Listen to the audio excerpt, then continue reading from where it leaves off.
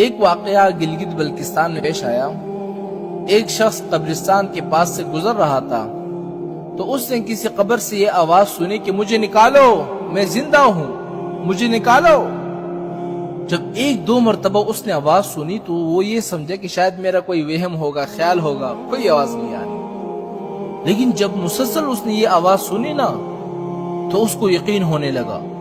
وہ قریب ہی کسی بستی میں گیا اور لوگوں کو بلایا کہ قبر سے آواز آ رہی ہے، تم سب میرے ساتھ چلو۔ انہوں نے آواز سنی، سارے لوگ آئے، وہ تو واقعی قبر سے آواز آ رہی ہے۔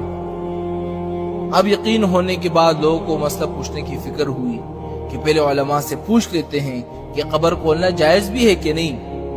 وہ لوگ محلے کا جو امام تھا ان کے پاس گئے، انہوں نے کہا کہ اس طرح قبر سے آواز آ رہی ہے تو ہم کیا کریں، قبر کھولے یا نہیں کھولے؟ امام صاحب نے فرمایا کہ اگر تمہیں اس کے زندہ ہونے پر یقین ہو گیا ہے تو قبر کھول لو اور اس کو باہر نکال لو۔ یہ لوگ ہمت کر کے قبرستان گئے اور جا کر جو انہوں نے قبر کھولی، جیسے ہی تختہ ہٹایا نا تو ایک عورت ننگی بیٹھی ہوئی ہے اندر اور اس کا کفن گل چکا ہے، اور وہ عورت کہہ رہی ہے کہ جلدی سے میرے گھر جا کر میرے کپڑے لاؤ، میں کپڑے پہن کر باہر نکلوں گی۔ یہ لوگ فوراً دوڑ کر اس کے گھر گئے اور جا کر اس کے گھر والوں کو واقعہ سنایا اور اس کے کپڑے چادر وغیرہ لا کر اس قبر کے اندر پہن دیا۔ تو اس عورت نے وہ کپڑے پہن لیے۔ جب کپڑے پہن لیے نا تو وہ قبر سے نکلی اور بجلی کی طرح دوڑ گئی اپنے گھر، اور اپنے گھر جا کر ایک کمرے کے اندر چھپ گئی اور اندر سے کنڈی لگا دی۔ اور جو لوگ قبرستان کے اندر موجود تھے وہ بھاگ کر آئے اس لڑکی کے گھر، اور وہاں کر دیکھا وہاں اس عورت نے تو کنڈی لگائی ہے۔ تو لوگوں نے دستک دی کہ کنڈی کھولو۔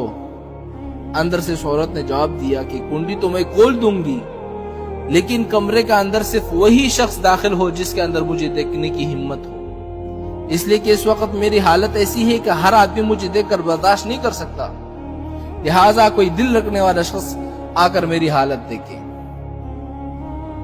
اب سب لوگ اندر جانے سے ڈر رہے تھے، مگر دو چار آدمی جو مضبوط دل والے تھے انہوں نے کہا کہ تم کنڈی کھولو، ہم اندر آئیں گے۔ جب اس عورت نے کنڈی کھولی نا اور یہ لوگ اندر چلے گئے،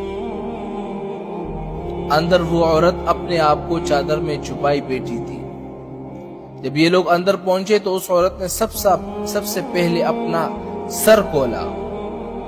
ان لوگوں نے دیکھا کہ اس کے سر پر ایک بھی بال نہیں ہے، ایک بھی، وہ بالکل خالی کھوپڑی ہے، نہ بال ہے نہ کوئی کال ہے سر پر، صرف خالی ہڈی ہے۔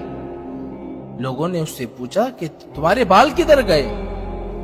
تو اس عورت نے پتہ کیا جواب دیا؟ سنیے گا۔ اس عورت نے جواب دیا کہ جب میں زندہ تھی تو ننگے سر گھر سے باہر نکلا کرتی تھی، پھر مرنے کے بعد جب میں قبر میں لائی گئی تو فرشتوں نے میرا ایک ایک بال نوچا، اور نوچنے کے وجہ سے میرے بال بھی نکل گئے اور میرے سر پر جو کھال تھی وہ بھی نکل گئی۔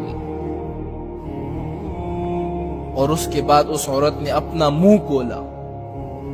جب لوگوں نے اس کا منہ دیکھا نا تو وہ اتنا خوفناک ہو چکا تھا کہ سوائے دانتوں کے کچھ نظر نہیں آیا، نہ اوپر کا ہونٹ ہے نہ نیچے کا ہونٹ موجود ہے، بلکہ 32 کے 32 دانت جو ہے وہ سامنے نظر آ رہے تھے۔ سوچو اگر کسی انسان کے صرف دانت ہی نظر آئے تو کتنا ڈر معلوم ہوتا ہے۔ اب لوگوں نے اس عورت سے پوچھا کہ تیرے ہونٹ کہاں گئے؟ تو اس عورت نے کیا جواب دیا پتہ ہے؟ اس عورت نے جواب دیا، میں اپنے ہونٹوں پہ لپسٹک لگایا کرتی تھی اور نامحرم مردوں کے سامنے جایا کرتی تھی، اس کی سزا میں میرے ہونٹ جو ہے وہ کاٹے گئے، اس لیے اب میرے چہرے میں ہونٹ جو ہے وہ نہیں ہے۔ اس کے بعد اس عورت نے اپنے ہاتھ اور پیر کی انگلیاں دکھائی۔ لوگوں نے دیکھا کہ اس کے ہاتھ اور پیر کی انگلیوں میں ایک بھی ناخن نہیں ہے۔ تمام لوگوں نے کہا کہ ناخن کہاں غائب ہو گئے؟ تو اس نے کہا کہ اس عورت نے پتہ کیا جواب دیا؟ کہا کہ ناخن پر میں کیا لگاتی تھی؟ ناخن پالش لگایا کرتی تھی کہ جس کی وجہ سے میرا ایک ایک ناخن کو کھینچا گیا۔ میں یہ سارے کام گھر کے باہر نکلا کرتی تھی، اس لیے جیسے ہی مرنے کے بعد مجھے قبر میں پہنچایا گیا تو میرے ساتھ یہی معاملہ شروع ہو گیا۔ مجھے سزا دی گئی، میرے بال نوچے گئے، میرے ہونٹ کاٹے گئے، میرے ناخن کھینچے گئے۔ اتنی باتیں کرنے کے بعد وہ لڑکی کیا ہو گئی؟ بے ہوش ہو گئی، مردہ ہو گئی، مر گئی دوبارہ جیسی لاش۔ تو ان لوگوں نے دوبارہ اس کو قبرستان پہنچایا اور کیا کر دیا؟ دوبارہ اس کو دفن کر دیا۔